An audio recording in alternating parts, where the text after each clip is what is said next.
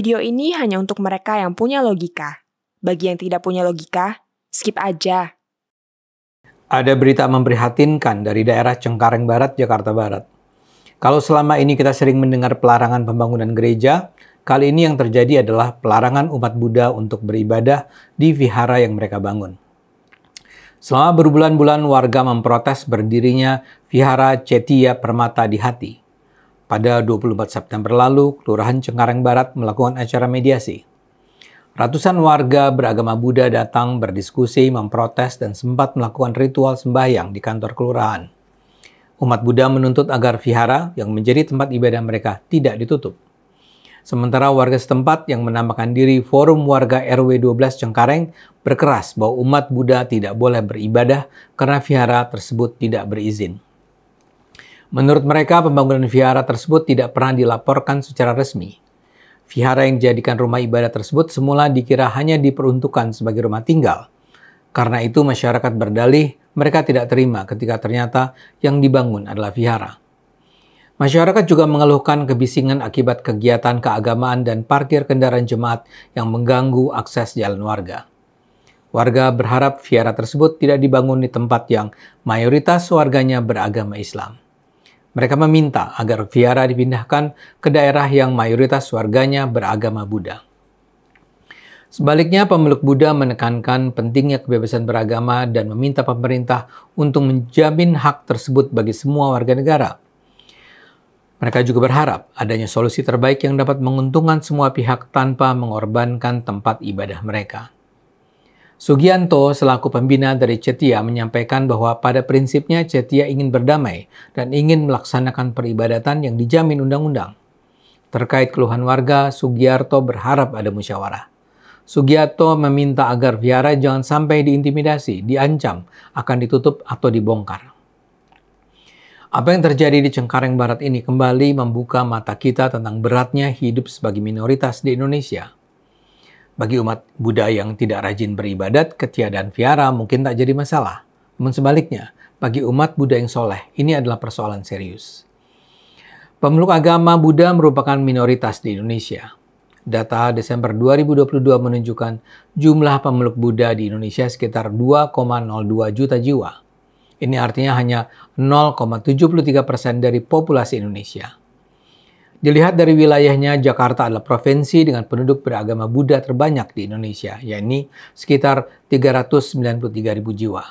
Di bawahnya ada Sumatera Utara dengan hampir 352.000 jiwa dan di bawahnya lagi ada Kalimantan Barat dengan sekitar 302.000 jiwa.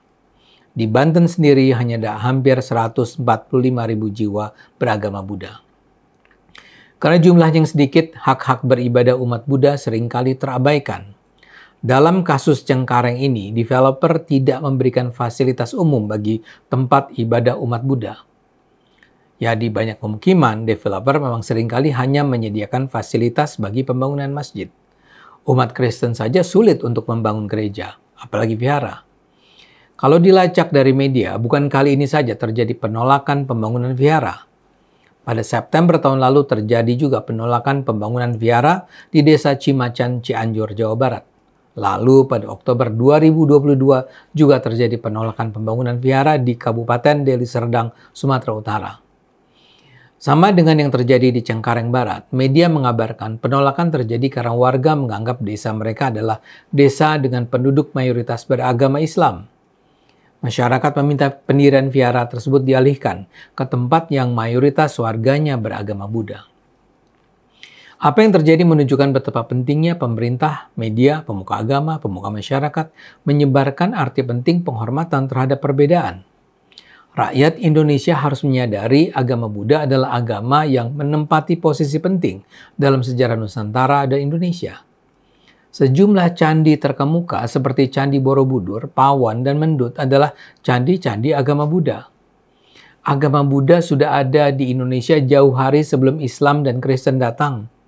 Dua kerajaan terbesar di Nusantara di masanya, Kerajaan Sriwijaya dan Majapahit, adalah kerajaan Buddha. Saya juga yakin tidak cukup banyak umat Islam mengenal vihara. Vihara adalah tempat peribadatan yang sangat sentral dalam kehidupan pemeluk Buddha. Vihara kadang juga disebut sebagai kuil. Masih banyak orang yang menyebut vihara dengan sebutan kelenteng, padahal vihara dan kelenteng adalah dua bangunan yang berbeda.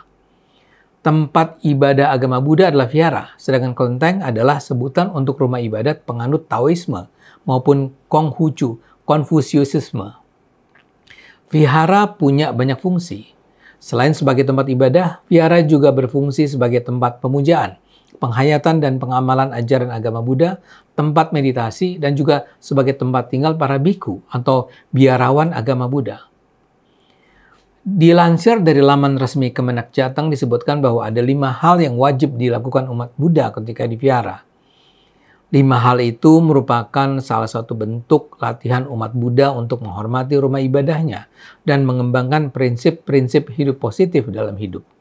Kelima hal tersebut adalah kebersihan, kerapian, kesopanan, ketepatan waktu, dan meditasi. Jadi seperti terlihat, sebenarnya tak ada alasan sedikit pun bagi umat Islam untuk mencurigai kehadiran rumah ibadah Buddha di daerahnya. Di dalam vihara, umat Buddha dari kecil justru belajar tentang nilai-nilai dan perilaku yang sangat positif bagi kehidupan bermasyarakat. Umat Islam seharusnya justru bahagia seandainya di daerahnya dibangun vihara. Umat Islam seharusnya justru menunjukkan kesediaan untuk membantu umat Buddha beribadah di daerahnya. Umat Islam sama sekali tak perlu khawatir bahwa pembangunan vihara akan menyebabkan terjadi misalnya budinisasi. Berbeda dengan Islam dan Kristen, pemeluk Buddha tidak diajarkan untuk menyebarkan ajaran agamanya kepada orang lain. Begitu juga dengan ketidaknyamanan akibat kebisingan dan tempat parkir. Hal semacam itu adalah persoalan-persoalan yang bisa diatasi bersama. Tidak ada masalah yang terlalu serius. Yang jadi masalah utama adalah kesediaan untuk menerima perbedaan. Para pemuka Islam selama ini nampaknya gagal atau abai dengan kewajiban mereka mengajarkan umat untuk menerima pemeluk agama lain sebagai sesama makhluk ciptaan Tuhan yang harus dihormati hak-haknya untuk beribadat. Di dalam Islam sebenarnya ada sejumlah prinsip hidup yang menekankan penghormatan terhadap perbedaan. Perilaku Nabi Muhammad sendiri menunjukkan penghormatan terhadap perbedaan, termasuk perbedaan agama. Salah satu hal yang menyebabkan Islam berkembang cepat di Arab di masa awal pertumbuhannya adalah karena Islam mengajarkan kesamaan dan kesetaraan antar ras, etnik, kelas, dan juga agama. Masalahnya nilai-nilai positif ini sekarang lazim dengan sengaja dilupakan oleh pemeluk Islam sendiri. Sekarang, para ulama, kiai, ustadz, intelektual Islam harus turun tangan mengajarkan umat untuk menghormati umat beragama lain.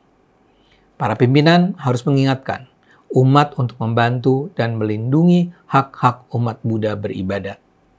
Ayo gunakan akal sehat, karena hanya kalau kita gunakan akal sehat, Indonesia akan selamat.